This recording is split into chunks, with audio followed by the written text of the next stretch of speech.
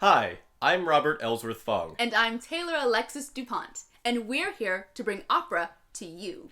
In this masterclass, we're going to give you a brief history of opera, and then afterwards, we're going to teach you just what it takes to be an opera singer. This wonderful masterclass would not have been possible without the one and only Tony Small. Robert and I are so excited to be bringing opera into your home. So, without further ado, let's begin.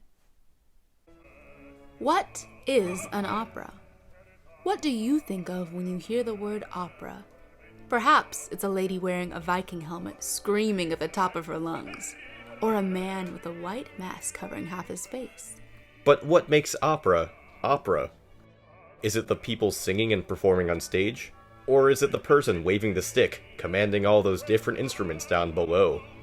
What about the people backstage, pulling the ropes and adjusting the lights?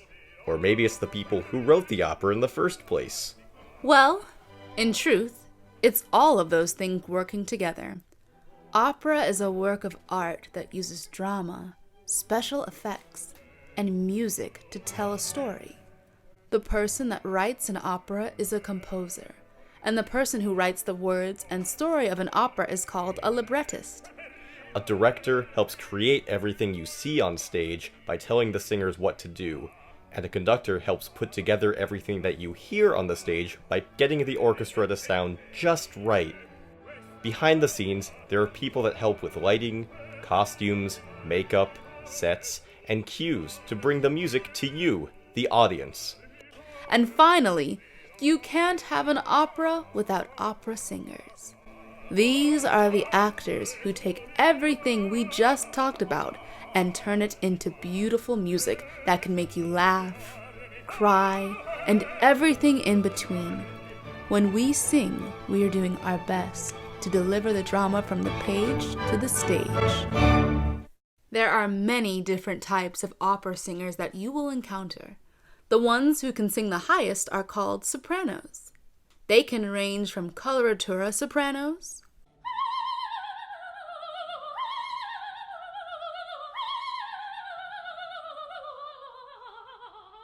to dramatic sopranos.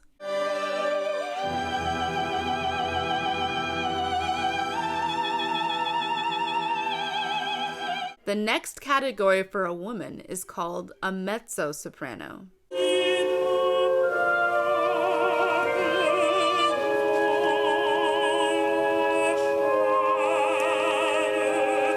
And the lowest of the low for female voices are called contraltos.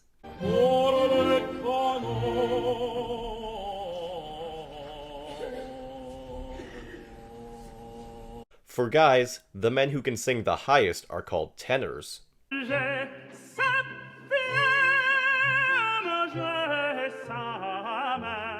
Next are the baritones, who can sing lower than the tenors.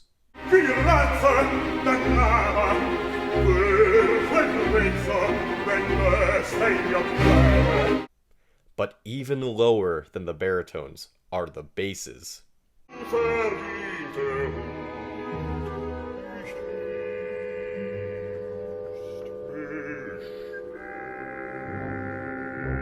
There are also male singers who can sing entirely in their falsetto range to go as high as a soprano, called countertenors.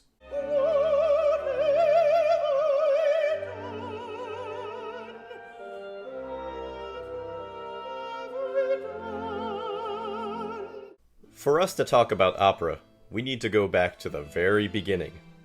Did you know the birthplace of opera is Italy? That's right. Besides being known for their various pastas and leaning towers of Pisa, opera is woven into Italy's rich culture and history. The first known opera was written in 1598 by the composer Jacopo Peri called Daphne in Florence, Italy. Unfortunately, this isn't performed today because the music to it has been lost to history. This happens more than you think, since operas are sometimes centuries old and people couldn't just save them on their Spotify playlists back then.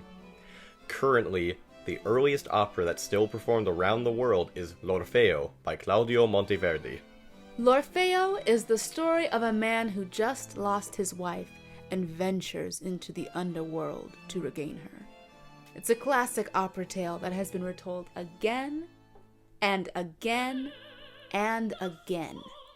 But what makes Monteverdi's version so special is the use of the story, and the use of dance and theatrics all put into one opera. He set the standard of what an opera should be at that time. One of the highlights of these innovations he brought to opera is the use of recitative. In opera, composers use recitative instead of speaking, where the performer sings what they are doing, furthering the story along. This usually leads into an aria, which is when a character sings about how they are feeling. So, for example, if I was to order a pizza right now in Operaland, and I found out that they had ran out of pepperoni...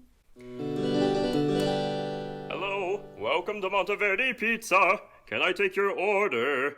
Yes, hi. I would like to order 7 extra large pizzas. Very well. And what will be your toppings? All pepperoni. I'm sorry, but it seems at the moment we are out of pepperoni. But we still have plenty of items, such as bell peppers and anchovies.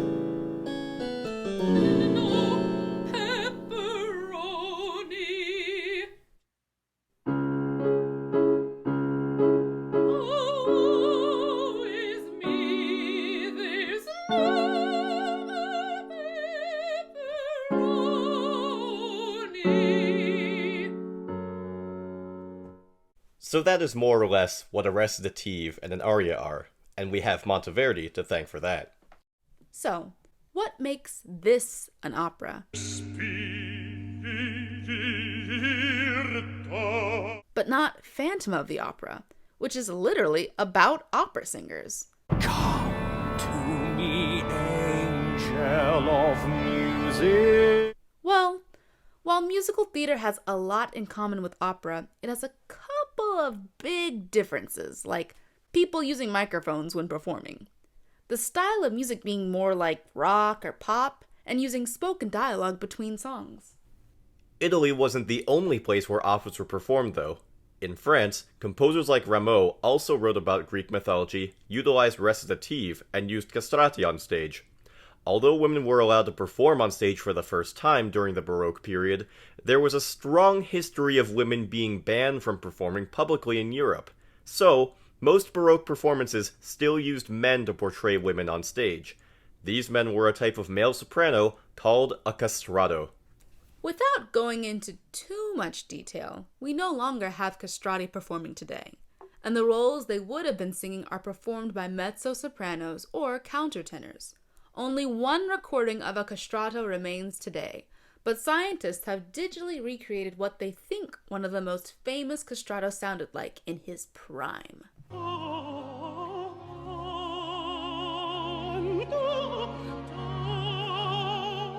Just like today, the sounds of a castrato are mesmerizing, and they were the superstars of the Baroque period. This would be the case until 1720, when a new wave of classical composers were sweeping the continent of Europe. Their operas were way different from those of the Baroque period.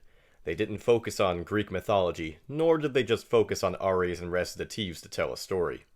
There were trios, quartets, big finales, and elaborate overtures. Composers of the classical period did not use ornaments like those in the Baroque period did. An ornament is when a singer adds to the music written by the composer to make it more exciting or to add emotion to the piece. You can still hear this being done today, and a key example of modern ornamentation is whenever someone sings the national anthem on live TV. These ornamentations were a highlight of the Baroque period that classical fans of opera thought were pretty dated and went out of style fast. In its place, classical music had a more orderly approach to things. What do we mean by that? Well, take a look at this example here from Mozart's opera, The Marriage of Figaro.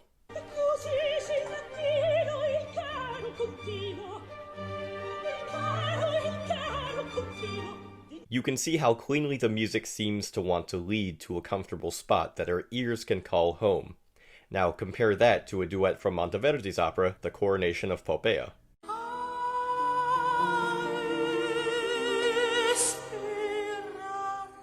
The music seems to be endlessly moving, and you can't really tell where it's going to go next until it's finally done. On the subject of Mozart, it's not a stretch to say that he was the king of the classical period. At the time, he was a rock star, churning out symphonies and operas left and right, all while working for royalty in Salzburg, his hometown. Audiences across Europe quickly took notice of his innovative, often extravagant writing. He composed for extremely skilled singers that set the bar really high.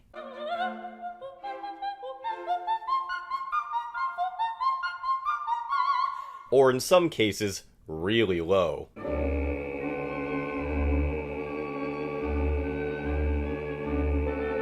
Mozart's tunes were so impressive and catchy that they're still commonly used today, from car commercials to movies.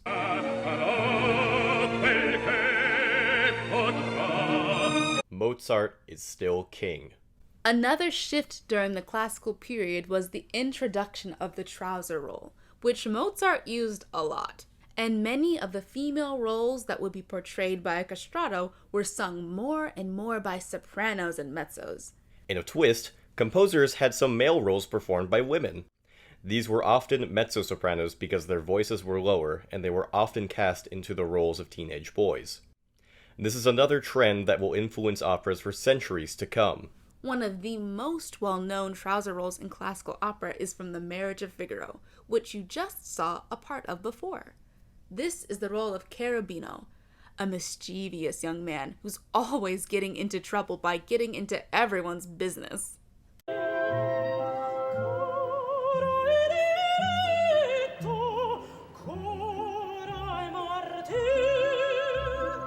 While Mozart had essentially revolutionized the way composers wrote opera and what audiences expected to hear, he was also very influential and very controversial in what the topic of his opera could be. Remember when we said opera started to not be about Greek gods and goddesses? Well, Mozart decided to talk about issues going on in his time. Things like the differences between the upper and lower class and how unfair the rich were being to the common folk.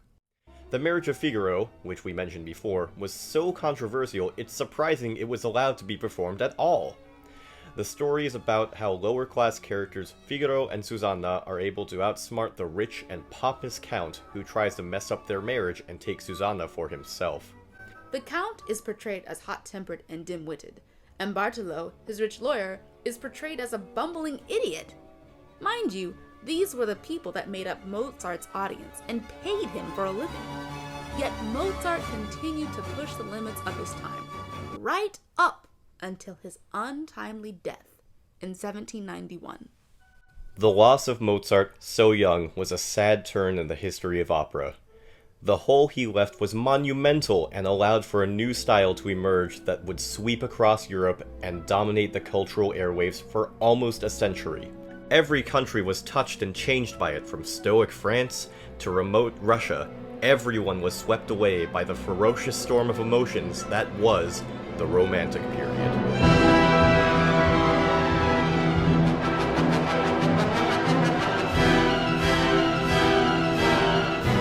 Don't be misled by the name. Although the Romantic period did focus on love, it was more about drama and the messy, darker feelings of life.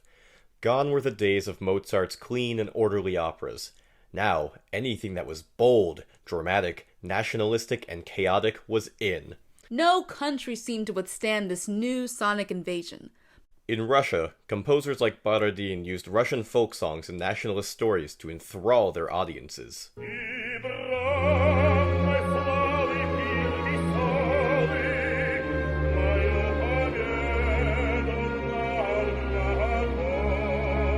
This is quite similar to Czechoslovakian composer Dvořák, who turned to folk songs when composing his famous opera Rusalka. But true to its nature of being the homeland of opera, Italy took to the Romantic period and ran with it. In Italy, they would develop a subcategory of Romantic opera called bel canto that would be a staple of opera singing for over 2 centuries, and counting. Bel canto is a style of performing that literally means beautiful singing in Italian, that was meant to sound as elegant, sweet, and effortless as possible. This included adding ornaments back into the music, just like in the Baroque period, in order to show off the singer's abilities as well as make the music gripping. Take this aria by Donizetti, for example, called Vieni, la mia vendetta, sung by bass Samuel Ramey.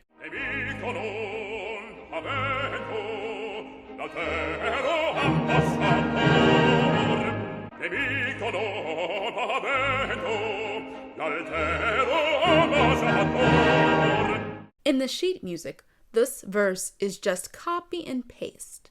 But the singer, who knows the style of bel canto like the back of his hand, puts ornaments on the second verse to make it sound more interesting and engaging. Don't be fooled, though. Just because the music sounds free-flowing and ornaments could be improvised doesn't mean singers could do whatever they wanted. In fact, bel canto had just as many rules to follow as classical music did. Of the many Italian composers who adopted this style, 3 composers, Vincenzo Bellini, Gaetano Donizetti, and Gioacchino Rossini, were the ones who ruled the opera landscape, each with their own distinct style within bel canto. You may have heard parts of their operas all over without even realizing it. They've been featured on TV shows. How do? Welcome to my shop. Let me cut your mop. Let me shave your crop. Daintily. In movies.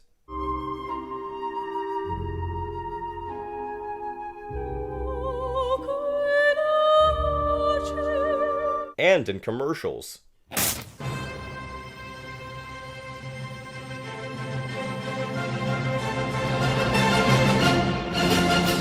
Even from just listening to those short examples, you might be able to hear the differences between Bellini, Donizetti, and Rossini. Bellini tends to have long, flowing musical lines with a tender sound. Donizetti's music tends to be more dramatic and heavier than Bellini, especially when it comes to operas about real historical figures. And finally, Rossini is fast and energetic and uses a ton of coloratura, which is basically the singing equivalent of a guitar solo.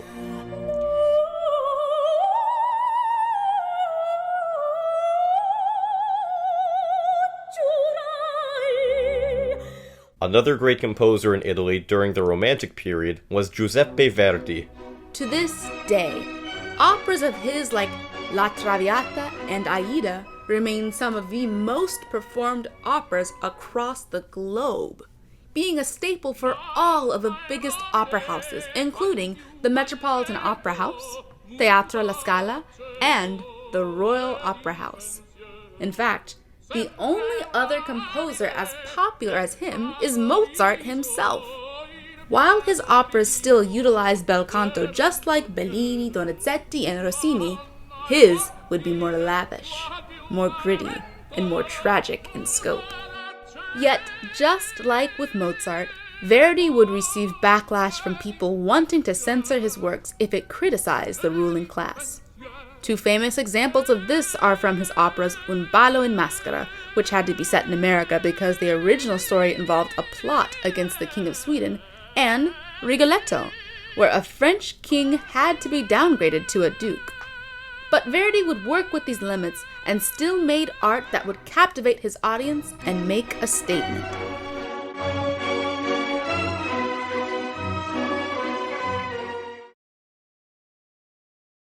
Meanwhile in Germany, a man by the name of Richard Wagner was busy changing the way people experienced opera. Kill the rabbit, kill the rabbit, kill the rabbit. Kill the rabbit? Wagner was very particular about how he wanted his music to be presented to the public and also how his audience should act when watching his operas. He believed in something called a Gesamtkunstwerk, which, in an easier way to say, means a total work of art. What he meant by this was to have an uninterrupted artistic experience, using visuals, music, poetry, dancing, lighting, and acting all working together to put you in the world of opera. It was sort of like a 19th century version of a VR game, where all the sights and sounds immerse you into the story. He also made sure no one could clap until the very end, that all the lights were turned off in the theater, and he even built a special dome that was built below the audience to hide the orchestra so no one would notice them playing. However, his big mark on history was his behemoth of a series, the Ring Cycle.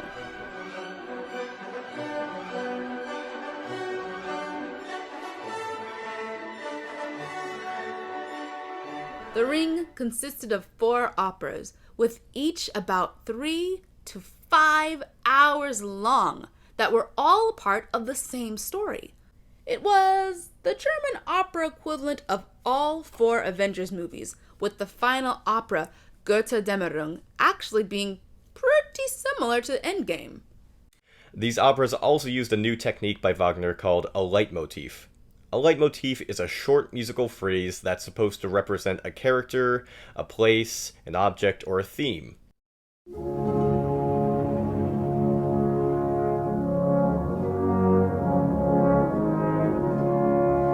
This is used all the time in film music, especially this one.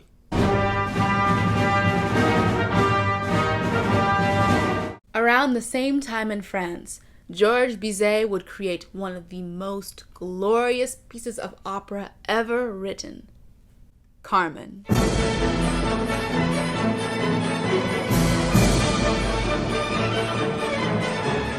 Carmen was written in 1875 and would bathe the world in such classic hits as the Toreador's aria,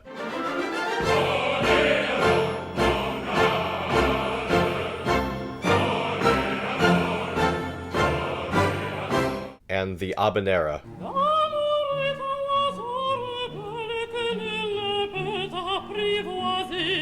You've probably heard these tunes used all the time in commercials. As he walks with his Pepsi can, he is bombed by a stranger's hand. But what is Carmen actually about?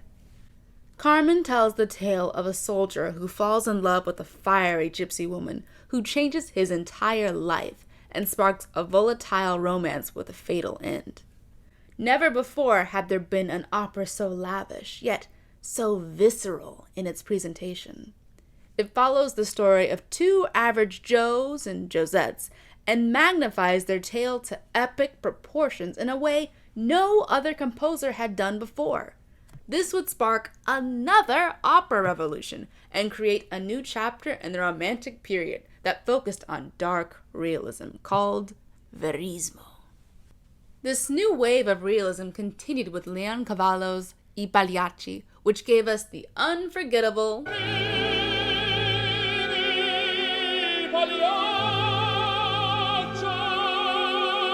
that we now hear whenever we get our Rice Krispie.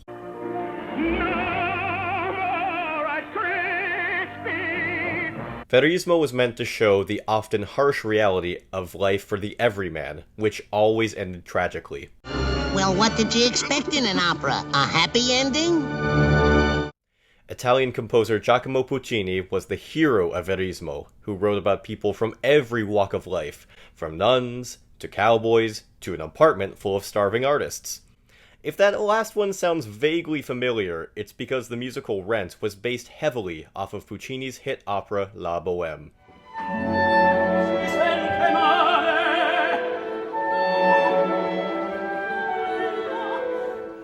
Got a light. I know you're shivering. It's nothing, they turned off my heat. La Bohème may have inspired a musical, but the famous tenor aria from Puccini's last opera, Turandot, would inspire countless musicians to sing. And what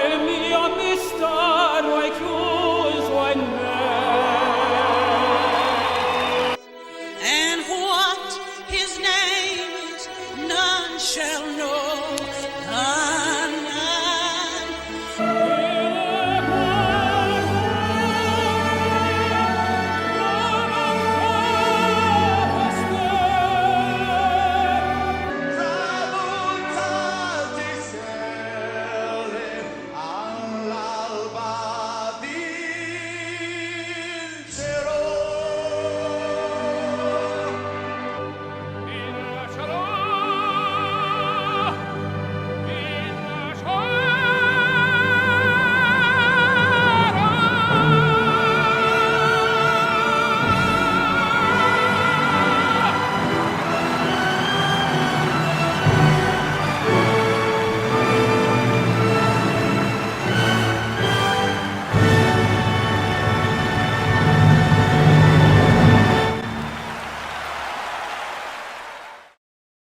A defining moment in opera would come about after the rise of Wagner and Puccini, leading into the 20th century. Their daring innovations caused other composers to push the boundaries of what opera can be and what it could sound like. Arthur Schoenberg was one of the first to compose these new and groundbreaking operas. A highlight of his career was his one-act, one-character opera, Pierrot Lunaire. This is a small excerpt from the opera. Der Strom so tief ist Schale und wiegt die Nächte Der Mondstrahl. Pretty spooky sounding, right? Well, the thing that makes it sound so haunting is a technique called Sprechstimme, which basically sounds something like this, when it's not quite speaking, but not quite singing either. This is shockingly different from the orderly music of classical Mozart and the emotional romantic music of Bizet. In fact, it used a whole new system of composing that broke all the rules, using a new method called the 12-tone technique, named after the 12 black and white keys in an octave. He wanted to make sure that no note ever seemed more important than any other note by using them all equally. And it usually ended up with some funky and crunchy sounding chords. This musical technique would end up being a big part of 20th century music. And while it's not everyone's cup of tea, you've probably heard it more often than you think in the form of horror movie music. On the other side of the world, American composers were making waves with operas that sounded jazzy and used popular music reminiscent of musical theater. Composers like William Grant Still, Kurt Weill, and George Gershwin employed jazz elements into their operas like swung rhythms and syncopations. At night, when everything is quiet,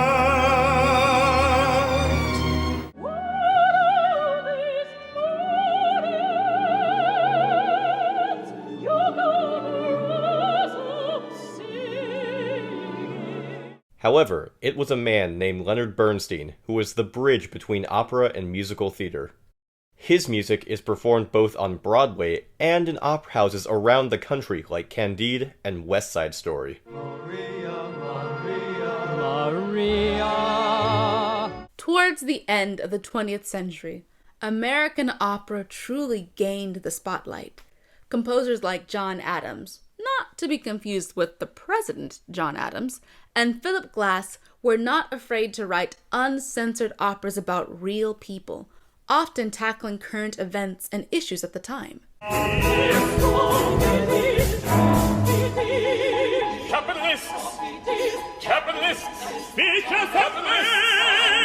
That's an opera version of former President Richard Nixon meeting an opera version of Mao Zedong, the former leader of China. This was huge, because this was the first time composers could write without the constraints of censorship.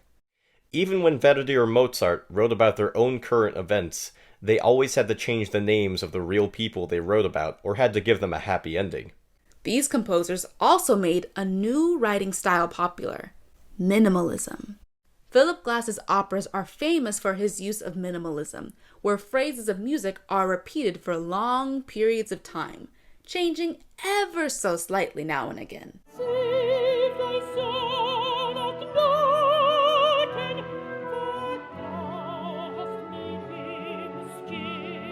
Going into the new millennium and the present day, opera continues to push boundaries on what opera can sound like and what opera can be about. Did you ever think there could be an opera about Steve Jobs and the iPhone? now is a fine place to start. Or what about operas made after movies or TV shows? There are operas about speed dating, And I thought you'd be the one I'd open up to. operas about civil rights, And I cannot come down. and operas written about and by people of all races and gender. I must be the perfect boy. Gusiang die Fun. We wish to the tale of a father's father. We wish to tell an old man's tale. Companies like the Metropolitan Opera now used advanced lighting technology to put huge moving projections on their stage, and some operas go as far as to include the audience into their performance. There is truly no limit to what opera can be and what opera can do. And it's only going to keep advancing as time goes on. Who knows what the next 30 to 50 years have in store for us? We hope you enjoyed this wonderful crash course into the world of opera. Now, we'd like to take this time to talk a little bit about ourselves and our own experiences in opera. I got into opera around my sophomore, junior year in high school, and this was at the advice of my teacher back then, Catherine Goto. So thank you for getting me into opera. I started voice lessons because my sister took voice lessons and I wanted to copy her. And when I came to my first voice lesson, my voice teacher said, "Oh my god, you can't carry a tune." And I was cracking all over. And I was thinking, okay, maybe I can't sing. But, I kept trying. And after a few months, my voice just started dropping significantly. And my teacher came up to me one day and said, "You should maybe look into singing opera. How about you go see Aida? It's playing right now at Hawaii Opera Theater."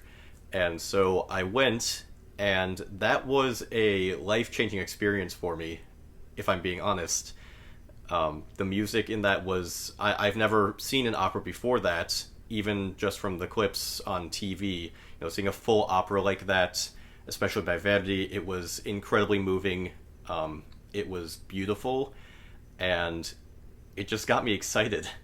It just got me excited to want to do this. I could totally see myself having a great time performing on stage like that, and wearing those costumes and moving around like that. So that really inspired me, and to this day, I think that has a special place in my heart as one of my favorite operas. So, how I got into opera was honestly pure pettiness.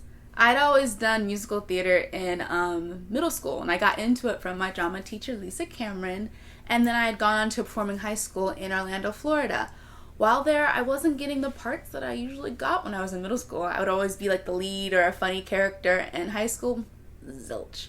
So I complained. Complained so much. Mom was like, "Fine, I guess we'll get voice lessons so you can just shut up." So I got voice lessons from an amazing man who was my very first teacher, Manny Luan. This man recognized that I had an operatic voice way before I did. He taught me how to do musical theater and to sing better and to project better, but he kept telling me to push and push and push for opera, and I was like, no, because I'd never seen opera. I mean, I'd seen like classical pieces and loved Cirque du Soleil stuff, but no opera. So yeah, he pushed me into that, and one of the first CDs he ever gave me actually was a CD by Denise Graves, Voce di Donna, actually. And that just got me into opera from there. It's kind of what started me on that journey. So, what is a conservatory? Conservatory is basically music school. It's a college specifically designed to teach musicians and to get us ready for the real world. Getting, whether it be orchestra jobs in big-time orchestras, or to be opera singers and go with really renowned companies, whether it's in the States or in Europe. While at the conservatory, you can take a lot of classes that pertain to music, such as music theory, which is like the ins and outs of music and how it works. You can take classes on music history, which is like all the stuff that we just talked about in our video. You can also perform a lot in your school. So for me, I think I performed about 2 to 3 shows every year, and it's all staged. You get costumes and you get to sing on stage. This is for singers. For instrumentalists, you can also perform on big stages in orchestras or in very intimate places like small chamber halls. So the possibilities are really endless. I went to the Peabody Conservatory at the Johns Hopkins University, and the way I got in was by auditioning. And so it's a little different than going to a regular college where you send in an application. This one you actually have to go over and perform live. It's not as scary as you think, though. You practice for months and you memorize your music, and by the end of it, you'll feel super good about performing in front of people. And that is the job that we all want to do. So if you feel like you have a love for music, or you play an instrument and you want to learn more about what you can do with it, I definitely recommend talking to some people and considering conservatories. So my conservatory experience is a little different. I actually got my undergrad education at Florida State University. So that's a liberal arts school, which is different from a conservatory in that it has more than just music as a field to study. It had like engineering, business, finance, all sorts of things, and a very prominent music school, which I actually didn't get into my very first year. I actually got into it in my sophomore year because I was very undecided about what I wanted. Even though my teacher really pushed me to opera, I was a little hesitant. But I eventually wanted to focus on opera, so I was very fortunate to have the music school at Florida State University. And then for my master's degree, I went to a conservatory in Baltimore called the Peabody Conservatory. Now, this conservatory is different in that it focuses solely on music. There's no other curricular for engineering history, in the sense that it focuses on music history and not just general world history or African history or European history. It's just very focused just on music and performing, which I liked in my master's degree. Auditioning for a conservatory is a little different than the process of getting into a liberal arts school. At a conservatory, you have to audition specifically to get in. Now, it's not just based on your grades, it's not just based on other things, it's a whole other process to getting into a conservatory. But for Peabody Conservatory, for my master's, I had to submit a tape, and then they gave me an audition to go up there. I had to audition for a whole panel of voice faculty people, and then they selected me. Then from there, you're put into a voice studio, where you get to study one-on-one with a teacher at least once a week. And then as a master's, I would get coachings with a voice coach who would fine-tune diction or interpretation. And yeah, I think it was really cool. I liked having the experience of the liberal arts with the conservatory because I could see the difference in fine-tuning the artistry of it. So, something to consider if you want to get into music. Conservatories are very good. They're a little exclusive and it can be difficult to get in, but well rewarding. So, something to think about.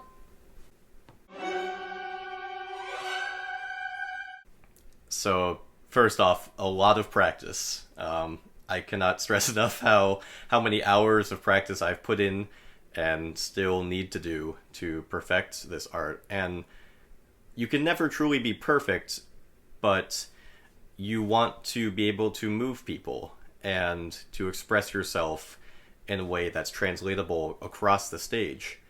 To be an opera singer, you have to take a lot of acting classes. To be on the stage, you have to take a lot of stage movement classes, and that involves some dancing.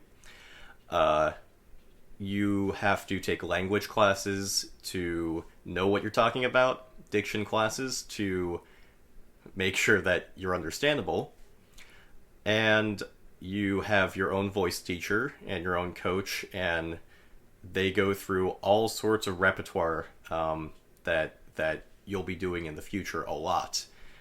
Becoming an opera singer is kind of a process. I mean, you gotta have lots of vocal training, definitely, to hit those high and low notes and to persevere and to project without a microphone. That was something I still struggle speaking without a microphone, let alone singing, so it takes a lot of work and a lot of practice. You gotta have your languages down. So not saying that you have to necessarily be completely fluent, but you do need to have a good grasp of, at the very least, French, Italian, German, and of course, English, which you already have a leg up on, so you're already 1/4 of the way there, if you think about it. What else? You need to be able to be physically well. It takes a lot of strength, I think, to sing. I'm a smaller person, but I still have a lot of support that you need to do and engage to make sure that you can go through these long performances and still be able to be heard and to act and to see the conductor and do the right directions from the director. It takes a lot of knowledge about music in itself. it's not just memorizing stuff. You have to really be able to read music, be able to make your own cadenzas. Movement's also good. Taking dance classes will also help you in your stage presentation. But the main thing that you really need to focus on is just practicing your voice, staying healthy, drinking well, being positive is more than half the battle. That's like 98% of the battle. Being positive, being happy, being appreciative, being open to all things, and just having fun.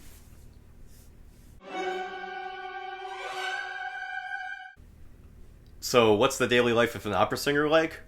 Well, when you come to rehearsal, they always expect you to be prepared. You can never be too prepared enough.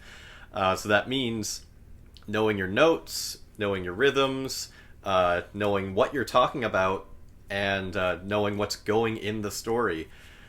And you're going to get all types of roles depending on your voice type. As a bass, a lot of the roles that I get to play are fathers, wizards, priests, lots of old men, but also a lot of villains, which are very fun to play. Another role that I got to do was the bodyguard and detective from Tony Small's Kadar. In addition to that, when you finally get to performing on stage, you'll get your own costume, which is super cool because it'll be fitted to you specifically. You'll also get makeup done a lot of the times, and although it looks really outrageous and so unrealistic and cartoonish on the stage, there's a lot of lights, and from that far away, you actually look pretty normal. You'll also get to meet a lot of people from all different walks of life and all different voice types, and you'll get to meet a lot of really great people doing this job, and you will see them again in another rehearsal, in another show. The opera world is so small, and that's also part of the reason why we all just treat each other really well, because we are all in this together, and we are like one big family. So, one of the cool things about being an opera singer is traveling for your business. I have been to Scotland, I have been to China, Suzhou and Beijing, I've been to Italy. You get to go around a lot performing and doing what you love. And the day-to-day life of an opera singer is, honestly, lots of practice. You're always working on the next thing, whether it's your next show, your next engagement, or auditions. Another thing about opera singing life, getting to research your favorite composers. For each show, I like to get a basic understanding of why it was written. Is there a source material based off of it? Like Rigoletto has a source material, or even Porgy and Bess has a source material for it. So you research what inspired this opera. Does it have an origin story? What was the composer's life? I like that type of stuff. At FSU, I also majored in history as well, so it kind of feeds both of my souls of creative interest and academic interest. So yeah, another part about being an opera singer I like is the type of roles you get to perform all the time. So I'm a mezzo-soprano, but I'm kind of a higher mezzo-soprano, so I can do a lot of youthful roles is what I do a lot. And one youthful role I do a lot is Pinocchio with St. Pete Opera all the time. I love it, I love it, I love it. I get to see the kiddies, they get to come to the opera and have a full opera experience with a little chamber orchestra. And it's just a lot of fun, just being a goofball on stage and making people laugh and singing beautiful music and getting them excited about opera. So it's one really thing I like about that. As a mezzo, though, I've also played old women. I've played ancient old abbess ladies. I've played lots of dude roles. And also usually meaner women, which I like.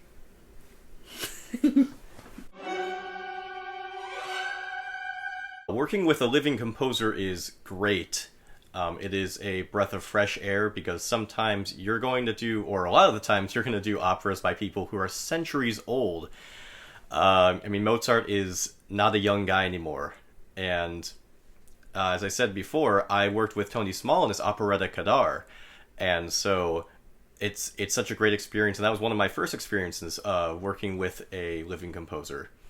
It's great because you get to know exactly what they want in the music. They they tell you exactly what these words mean or what they meant when they wrote it. There's no guessing, and it's great just to put out new works that the world has never seen before. It's great to be part of that and to be a part of history. Yes, so I have had the opportunity to work with a living composer. I actually got to work with her back when I was at Peabody Conservatory. Her name is Frances Pollock, and she wrote Stinning, which is an American opera. And it deals with a very heavy subject matter, but I think it's a beautiful story that needs to be told. And I was very glad to be a part of it. And it was interesting because we actually redid the production at the New York Prototype Festival in 2019, where there were some alterations, but the story was still the same. And it was just cool to seeing a composer evolve with the work and change and adapt things, and having an audience that was there to learn, was open to all the emotions that was involved with that piece. And yeah, it's beautiful telling stories that would not have been told 20 years ago, that are now just prime, right in the spotlight of it. So it's a great experience. Love working with Frances Pollock, and I was glad to be a part of Cine 2019.